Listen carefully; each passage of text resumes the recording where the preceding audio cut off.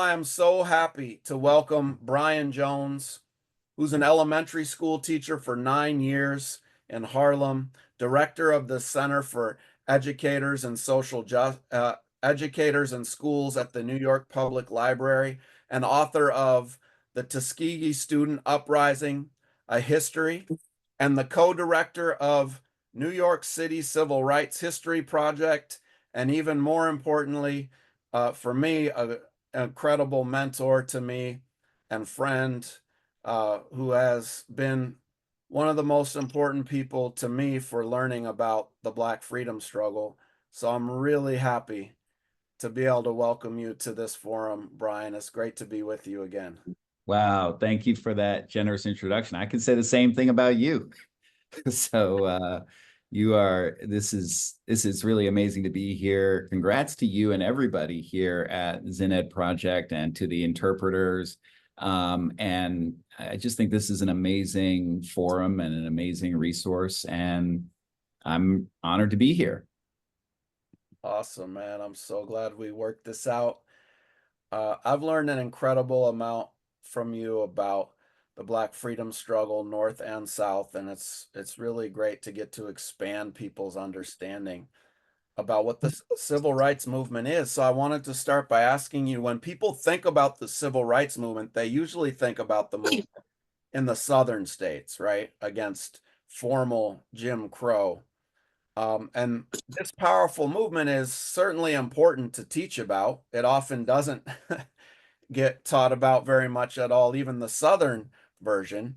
But I think it's also vital to teach about the movement against segregation and systemic racism in the North. And so I was hoping we could start with you giving us a framework for how to understand the civil rights movement of the North and what was its relationship to the civil rights movement in the South. Um, well, first of all, and this is from somebody who wrote a book about movement in Alabama, Tuskegee. I think the things that first thing that, and I know there's some movement veterans on the Zoom here, whom I sure will agree, are that there are people whose stories of struggle and organizing are not just Southern stories, but their stories of organizing are North, South, in some cases, East and West, that you can't contain somebody like Ella Baker and explain her trajectory as an activist if you're only going to look south of the Mason-Dixon line, because long before she's organizing NAACP chapters in the South, and doing all of the things that we know her, helping to found SNCC and all of the incredible contributions she made to the Southern Civil Rights Movement. But long before she was doing that, she was trying to organize parents in Harlem to organize against what they saw as segregated and unequal schooling. And a lot of what I want to talk about today is, I will say, kind of narrows down to schools as a site of struggle. And, it's actually, I think there's a lot that we can do just thinking about school. School runs like a red thread through the Black freedom struggle, whether the movement begins in a school or arrives at a school or is in some fighting over the school or access to school or trying to make a school. Schooling, learning, liberation is always not too far away from the story in the Black freedom struggle. And the other great thing about focusing on school as a teacher is that it's an institution your kids know. They know about school. And so it's a way in for something for those of you who want to teach. And I guess one other thing to say, and Jean Theo Harris, who I think is here with us still, says this better than anybody. So let me try to poorly imitate her way of putting it.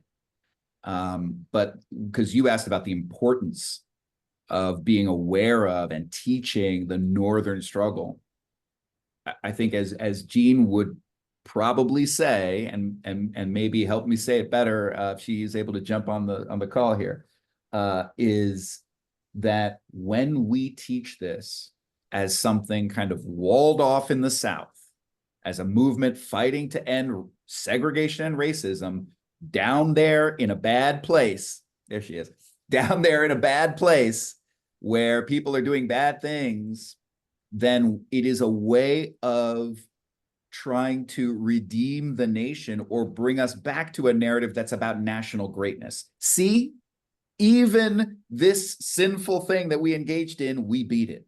We marshaled our resources and we ended it. But if you take a different view that actually segregation starts in the North, that actually it's pervasive in the North, that the struggle is national and not just Southern, and, on different terrains and different terms, certainly in many ways. But if you take the view that it's national, that it's a national problem, then you don't get out of it as you're not letting them off the hook in the same way in terms of thinking about the country as a whole and what its responsibilities are to people living within its borders. Mm, I love that. And I'm about to quote from Gene's book, but There Gene, you I don't go. know if you wanted to add anything briefly to what Brian said. This is like phone a friend. I just said your Right? name and you appeared. I mean, I do think the other thing, right? I mean, I think Brian, what you're getting at, and I think Jesse, what you're about to get at, is this idea that we, in the United States, like you shine a light on injustice, and injustice, there might be struggle because that's what's so moving about the civil rights movement narrative that is in our textbooks. But then injustice is beaten, and I think Right. when you move to the North, when you move to the New York story we're going to talk about today, right? On the one hand, the biggest, and I'm staging where you're going, Brian, but the biggest civil rights demonstration in the history of the civil rights movement, and they don't win. Yeah. And so Before that's we an get area. there, they just put in the chat the Black Panther letter about Operation Shutdown. And let me just can we bring up that slide for a minute? So when I started at the New York Public Library, I actually started at the Schomburg Center for Research in Black Culture. I was there finishing my research about Tuskegee, and then I got hired as Associate Director of Education, and I was just a kid in a candy store. I couldn't believe that I could just go into the archives and look at things, and that was part of my job. It was amazing. And I looked with the eyes of a teacher because I thought, well, if I'm here, I'll help teachers use these collections. And basically, this is still what I'm trying to do, but from a different office. One of the very first things I laid my hands on was this letter, which astounded me. This is a letter to the Harlem community. And one of the most astounding things about it is the date, August 20th, 1966. And it's advertising that we're going to launch a Black Panther party in Harlem. Now, when we kind of read this closely, and this gets to the point about what you're asking about North and South. First of all, the letter explains a genealogy of the Black Panther idea. The Black Panther Party idea starts in the South. It starts in Lowndes County, Alabama, and it comes out of SNCC's attempt to build a movement for democracy in the Black Belt. And then it comes to, we know it's going to go to Oakland and blow up. We know it's going to go to the Bay Area. But in this letter, it's also coming to New York. And the thing about the date is that date is before Oakland. That's August. Oakland blows up in like October. So here, notice they're not focused on what the Oakland Party was focused on, which is, rightly so, police brutality. It's a Black Panther Party for self-defense. This Harlem Party that they're trying to launch is focused on school. It's focused on trying to transform schooling in Harlem. And I got to interview somebody. By the way, notice that this is like a typewritten letter. I got to interview somebody who was in the room. This is a bunch of teenagers mostly typing out this letter in 1966. And I asked, some of the details. One of the things he shared was that this letter was typed at Yuri Kochiyama's apartment.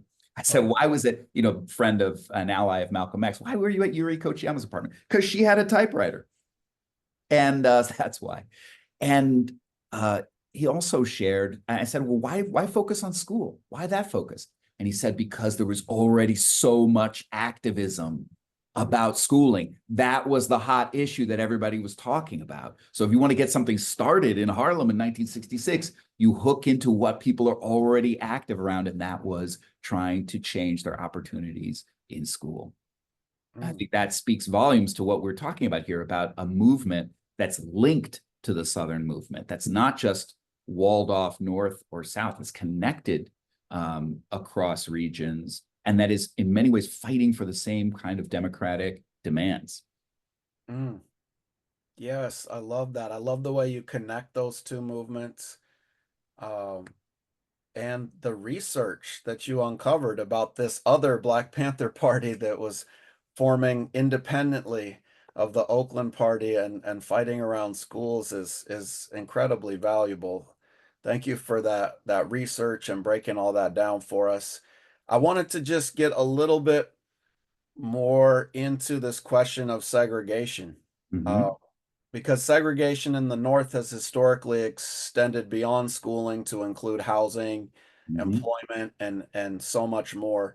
And I Mm-hmm. wanted to quote from Jean Theo Harris's book, A More Beautiful and Terrible History, where she writes, quote, "Many scholars and journalists since the 1960s have clung to this false distinction between a Southern de jure segregation and a Northern de facto segregation, making Northern segregation more innocent and missing the various ways such segregation was supported and maintained through the law and political progress." So I was hoping you could help us understand how we should think about the relationship between Jim Crow segregation in the South and the segregation of systemic racism in the North. What are the similarities and differences? How do we make sense of that? Yeah, it's so important. I have to admit, I was so resistant to Gene's thesis for so long. Really, and finally, the more it's like the more you learn about anything, the more you're like, wow, okay, there's another example. Wow, okay, there's another example. Even knowing that there was northern struggles, et cetera. But Gene and others have really done an amazing job of documenting the ways in which differently framed, different mechanisms, but sometimes enshrined very much in law, sometimes written down in law in various ways to enforce segregation in the North. And actually, New York, again, is actually a really good example. New York um, officially bars segregation in schooling in like 1883. And yet it's 2024 and we still have it. And they have figured out ways over the years, other mechanisms to enshrine it. One thing that I just want to point to that I first learned about from Matthew Delmont's book, his terrific book, challenging the premise that the real issue is busing. In the kind of pushback against desegregation. And what he observes and highlights, and I think we have a slide for this, is what got smuggled into the 1964 Civil Rights Act that talk about people writing it down. Yeah, here we go. So in the context of the federal government prohibiting Jim Crow segregation, they actually wrote down a way that they were going to allow segregation in the North. And it was a Southern senator on the floor of Congress who called them out and said, "Oh, so I see what you're doing. What you're saying is when I do it, it's now going to be illegal. But when you do it in New York City, in Chicago, in Philadelphia, it's legal." So you see this desegregation of public education and the definitions. I'm going to just read it real quick. Desegregation means the assignment of students to public schools and within such schools without regard to their race, color, religion, or national origin. But desegregation shall not mean the assignment of students to public schools in order to overcome racial imbalance. And so they effectively say you can't, and then they, all the op-eds, the New York Times, everybody then officially denies that what is going on in places like New York City, you can even call segregation, or you could even call it Jim Crow. But the activists, the Black families, call it Jim Crow. They say, no, we're going to challenge this. And they use those labels to attack it. So, and this history has important overlap with the struggles for, as you know, many elements of what you're describing, civil rights struggles. You know, what are civil rights about? We think of struggle for racial justice, Black freedom struggle. There's other important dimensions of the civil rights struggles, especially in schooling, that have important overlaps and ways in which they're entwined. And that's the struggle for disability justice. Because, and I'm sure you well know, I've heard you talk about this many times, Jesse, about the way that intelligence testing becomes one of these mechanisms to segregate schooling, sometimes creating different programs within an officially desegregated school, but then you use intelligence testing to kind of resegregate the same school. And so there's a way in which ableism and racism work together, actually, to recreate, to create and recreate segregation. Yeah, here's another resource. It's a Black newspaper, which is pretty much always a good teaching tool, is to just take same date and time, same topics, and compare it to the New York Times. Because the Black owned and controlled New York Amsterdam News is really telling it like it is. And they are not caught up in the rationalizations that the New York Times is caught up in. And they're saying here, like, for example, in this article, reporting on what's happening in the so-called 600 schools where kids are getting basically tested, Black kids are getting tested into way disproportionate to their numbers, getting tested into special education and really shunted off into in even worse facilities and schools with even worse resources. Mm-hmm. And what year was that article from? Let me double check and not get it wrong. Hold up. Or era. Oh, it's from the 60s. Yeah. It's 19. Oh, I'm sorry. Yeah, it's 1946. It's even earlier. My bad. Wow. Wow. And we're Thank you. still, I mean, I bet every educator on this call sees their school in that article and in the words that you just used to describe it. I mean, the way that AP classes are predominantly white, right? And the general ed classes are Black, and the way that we've used standardized testing to track and rank and sort children ever since the days of eugenicists who first designed these tests, right? Uh, yeah, there's just so many ways that they continue to segregate. They have so many strategies, don't they? It's incredible. And I just wanted to stop and say that people should, you know, I quoted from Gene's book, A More Beautiful and Terrible History. People should check that out, and The Strange Careers of Jim Crow North. Highly recommend both these as sources for your classroom and better understanding a lot of what we're talking about here. But following from the last question, Brian, let's talk about this huge moment that Gene alluded to earlier. The largest civil rights protest of the 1960s. Very few people would guess that it happened in the North, but in fact, on February 3rd, 1964, nearly 500,000 students and teachers stayed out of school to protest the New York City Board of Education's refusal to make a plan for comprehensive desegregation. So tell us, how did this happen? What's going on with this fight? I think this really is, I mean, it's just the way you framed it, that the largest protest in what we think of as traditional kind of civil rights timeline takes place in the North, in New York City, and takes place over schooling again, is just an incredible moment. But New York is not alone. There are other cities that have similar protests in similar times. So it's not an isolated incident, but it is quite remarkable. I think we have a slide for one of the flyers from the Change the Status Quo. Yeah, here we go. Change the status quo. And you hear, you know, down south, they're telling you, we don't want you here. Up north, you know, we believe in the neighborhood concept, basically. So, if you're not in this neighborhood, that's how we're going to keep you out, because we're going to control who gets to be in this neighborhood. So it's a way in which people who are, and it's the NAACP and it's CORE and it's people like Reverend Milton Galamison.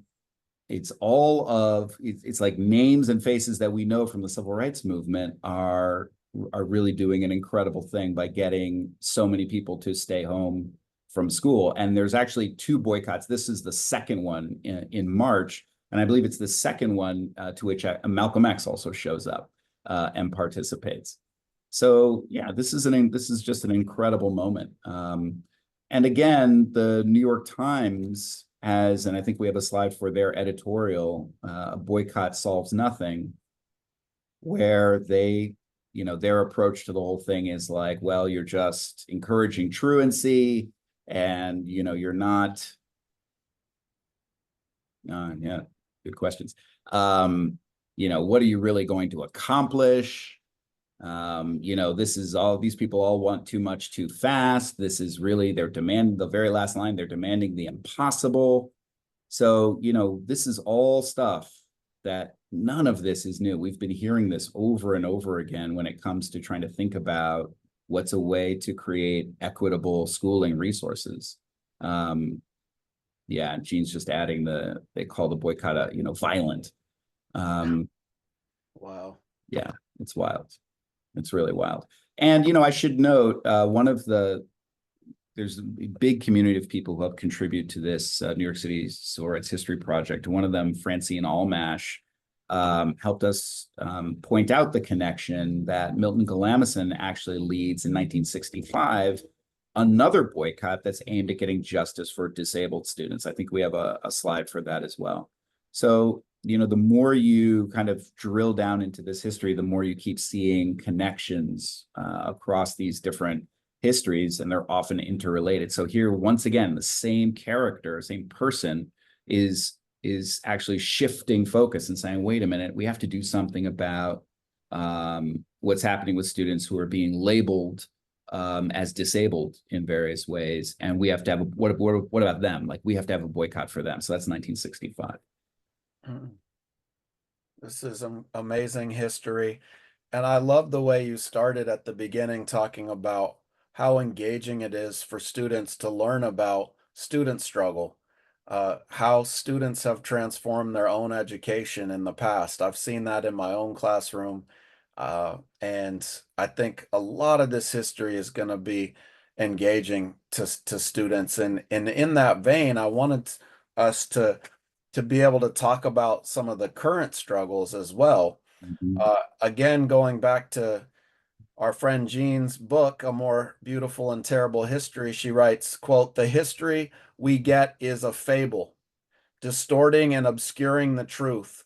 What has become the national story of the civil rights movement provides ways of understanding the past that have political uses in the present." And that just helped me think about what's going on today.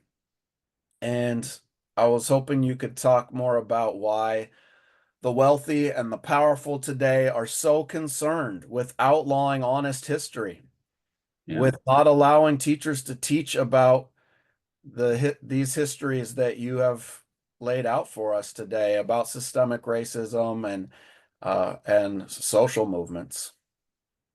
Yeah, well, I think once you start pulling at this thread and thinking about the other mechanisms of segregation and maintaining inequality besides, saying no Negroes allowed on the front of the school door, once you start looking at it in the North and expanding your view, then I think it raises very pointed questions, as you just alluded to all the ways that segregation, including racial segregation and inequality, persist in the present.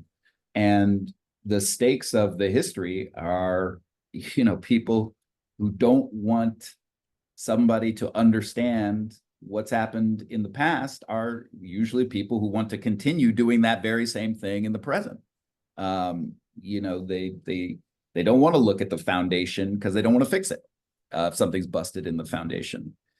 I was on a panel, I had the incredible privilege of being on a panel with Khalil Mohammed, a former historian and former director of the Schomburg Center the other day, and talking about this very same thing, like what's motivating these book bans and these curriculum bans.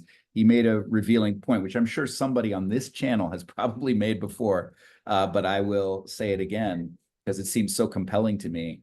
He said, I think these groups, the most powerful people who are trying to fund and support these bands don't really care what we're teaching at the Schomburg Center. They don't really care what's happening in, all Black or majority Black schools. The problem is that what happened in 2020 in the uprising is a whole lot of other people hit the streets. And the words on their lips were Black Lives Matter. And a lot of non-Black people were united in probably, I mean, just think about how remarkable that is, that the largest youth awakening and radicalization that we've seen in our lifetime happened under the slogan Black Lives Matter. That, in other words, their anxiety was that their kids, especially white kids, were starting to wake up and ask questions and examine the myths that Gene is talking about, and that these book bans are really aimed less at Harlem than they are at Boise, Idaho. They're aimed at places where there are not a lot of us, but they're worried about the underlying myths of schools being the underlying myths of the nation being troubled. Mm. I know it scared them bad too.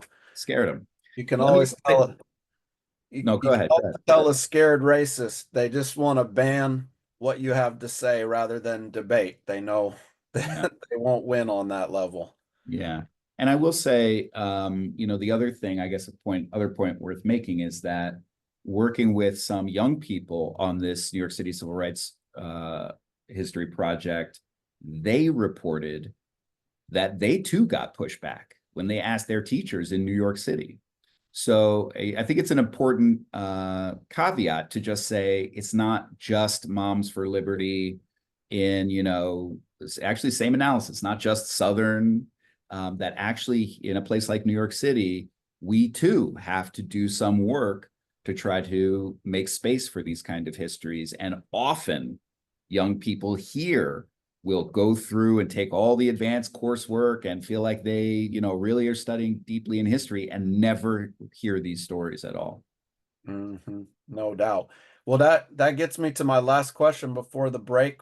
We just have a minute here, but I was hoping you could say more about one place that students can learn about the civil rights movement in New York, the New York City Civil Rights History Project. Can you tell us what it is and how to access it? Yeah, so I think the link has already been dropped in the chat. Maybe you could drop it again. It actually is a story of a website and a resource that itself emerged out of this struggle. A group called Teens Take Charge and others were vigorously, a few years back, challenging then Mayor de Blasio over the persistence of school segregation. They were really following the mayor everywhere, bird dogging him. They just would not let it go. They came to Gene's work and started learning that, wait a minute, the biggest civil rights protest was in our city on this same issue that we care about, and we never learned this history.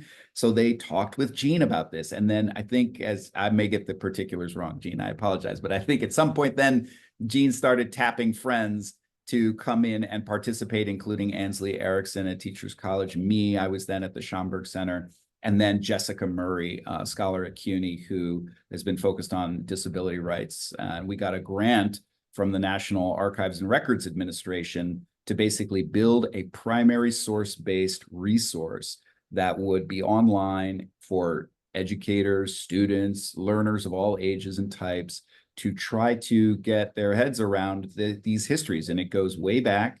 There's timelines and kind of videos and interactive features, but it's primary source-based, focused on civil rights struggles related to schooling, and with these kind of twin areas of focus, the racial justice struggle led by Black and Brown parents and students and educators, and disability justice. Excellent. What a great first half of the discussion. So much to chew on and to think about and develop lessons around here. Uh, so let me ask you a couple more questions Sure. before we wrap up this evening. And I was hoping you could help us get a sense of what these kind of struggles looked like outside of New York, in terms of the civil rights movement of the North. Can you share some other Northern school movements nationally? Yeah. Yeah, as I mentioned before, 1964 was really a high water mark for these kind of struggles, of protests led by Black families and students fighting against segregated and unequal schooling in the North. Some 20,000 students in 1964 boycotted the schools in Gary, Indiana. More than 75,000 did in Cleveland, Ohio. I mean, you just go on and on. A book I was reading recently, which I want to highly recommend, is by Elizabeth Todd Breland. Political Education is the title. And for anybody who is inspired by the, Karen Lewis and the early 2000s or first decades of the 2000s, social justice activism of the Chicago Teachers Union, Karen Lewis has since passed, unfortunately, but was a Black woman who was the leader of that union through one of the most inspiring strikes I think we've seen in teacher union activism in a while, and one that very squarely called out segregation and inequality. I mean, they called the Chicago schools an apartheid system. So that was an amazing moment, and in doing so, won a lot of support from Black parents and communities in solidarity with the educators on strike. But what Elizabeth Todd Breland does in this book is go back through the history and actually show that that strike didn't come out of nowhere, that actually Black parents and educators and students have been organizing. And she really focuses on the role of Black women, which is in many of our civil rights histories are undertold stories.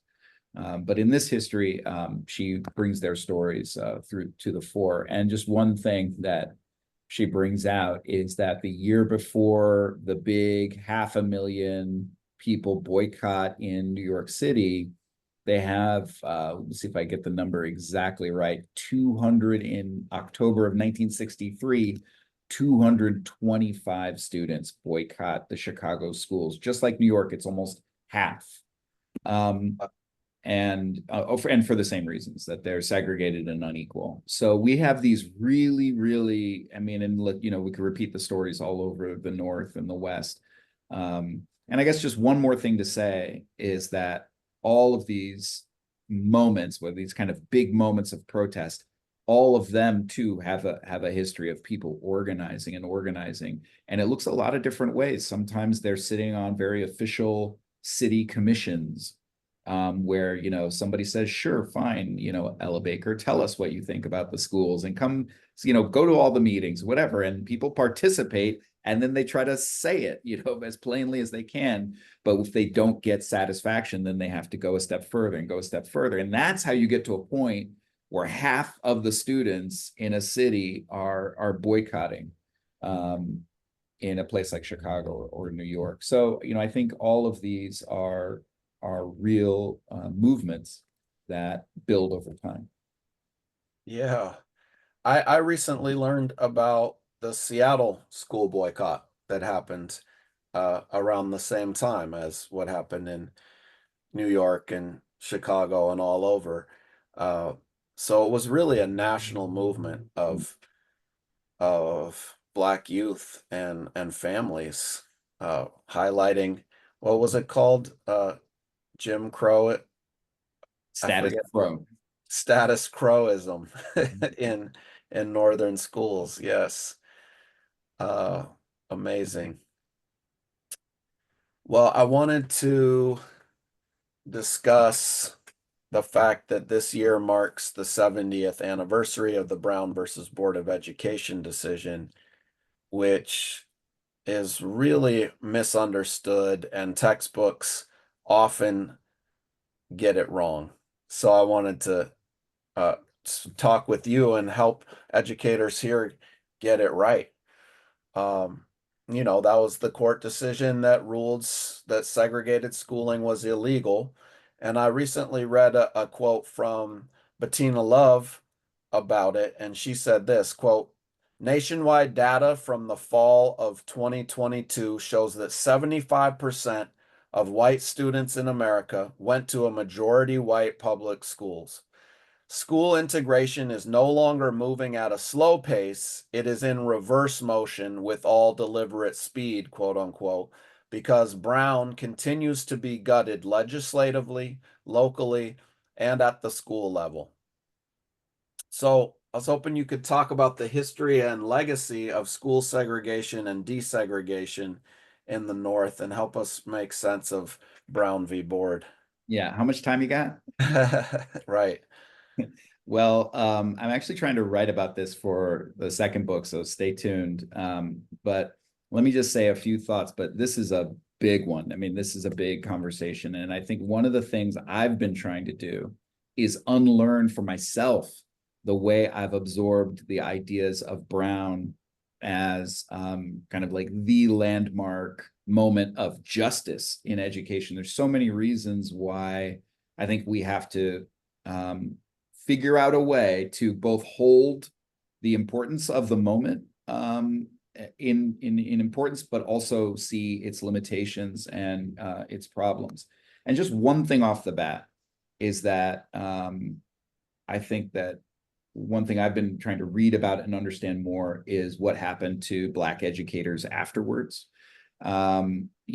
People like Vanessa Siddle Walker and many others have been trying to teach us about the history of Black education during the eras of segregation, during the long eras of segregation. And I think what they tried to show us is what she and others have tried to show us is that when the moment of desegregation came and Brown v. Board came down, a lot of Black educators were worried because they saw what was coming, but they, in many places, drew up plans to try to say, okay, we're going to desegregate. How's that going to go? Well, logical thing is that some of us should go to over there to those schools because we know the kids. So logically, some of us should go with them to that school. And some of your teachers, some of your principals should come over here because we're going to accept some of your students and you should send some adults over and know them. In other words, this should all be done on the basis of equality and with power shared among us, where we're part of making decisions together about how this is all going to go down. But of course, we know none of that is how this went down. And people like Ansley Erickson have written about the way desegregation actually went down, was that in almost every case, it was white people, local white people, who were in charge of how it was going to go down. They did not share power or take into consideration or think about what Black parents or educators wanted or felt. And so in too many cases, they designed it to be that some Black students would go to a white school and never the reverse. And Black schools, by implication, were inferior, just by definition, inferior. Even like the most widely celebrated, the most successful with brilliant PhDs, teaching, were all considered by definition failures. So one of the consequences of desegregation, which didn't have to be, but the way it was felt and experienced was as tremendous loss for people. I mean, some 30,000, maybe more, Black teachers lost their jobs.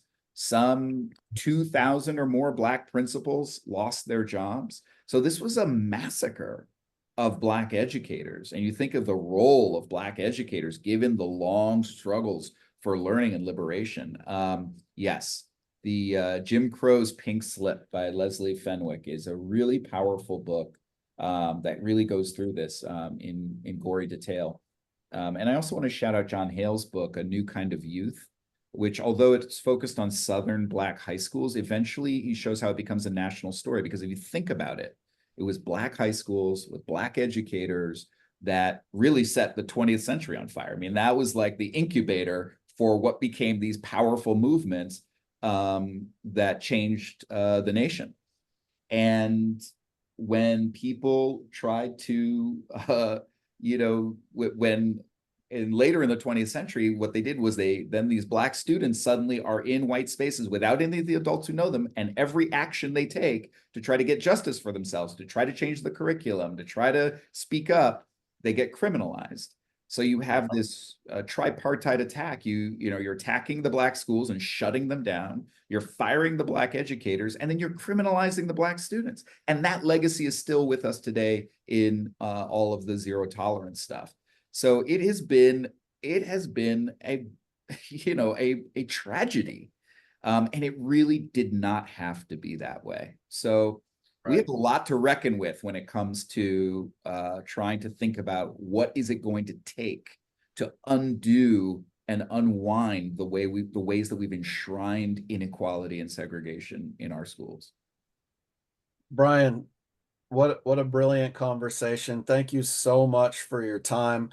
I can't wait to invite you back when your new book comes out and discuss all of these topics more in depth. Just a deep thank you for joining us.